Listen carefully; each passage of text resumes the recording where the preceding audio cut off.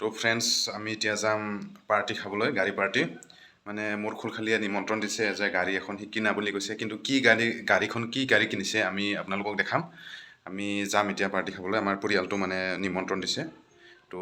বলক যাওঁ মায়ে মানে অলৰেডি খানাৰ কাৰণে যোগাৰ কৰি আছে গোটেই মানে লাগি আছে আৰু কামত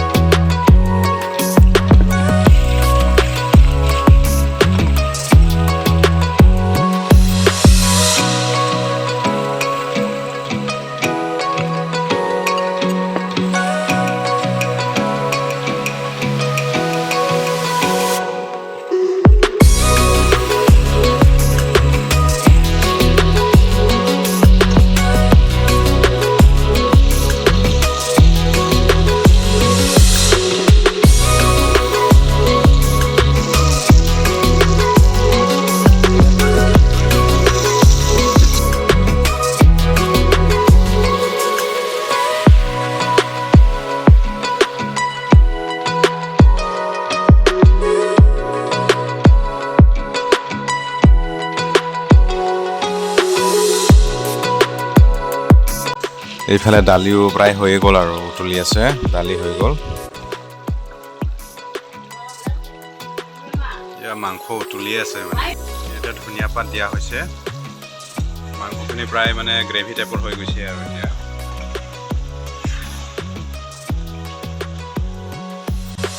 আমি এতিয়া বহি যাম আৰু ভাত খাবলৈ ভাত মানে প্ৰায় বাঢ়ি ৰেডি হৈ গৈছে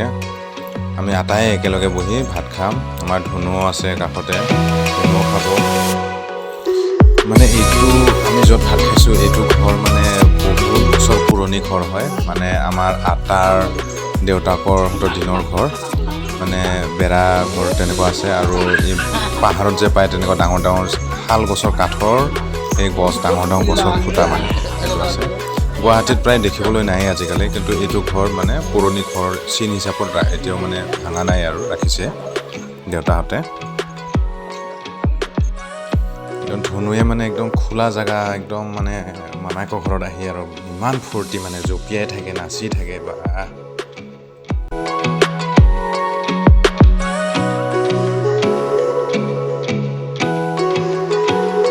গাড়ীখনে আছিল পাৰ্টি এইটোৱে মানে খাবৰ কাৰণে মাতিছিল আৰু দুখন গাড়ী আছে বাকী দুখন গাড়ী ছাইডত গৈছে আৰু টোটেল 3খন গাড়ী মানে এই ভাইটি লাজ কৰিছে মানে দূৰত পলাইছে তো ধন্যবাদ ফ্ৰেণ্ডছ ছাবস্ক্ৰাইব কৰি দিব লাইক কৰিব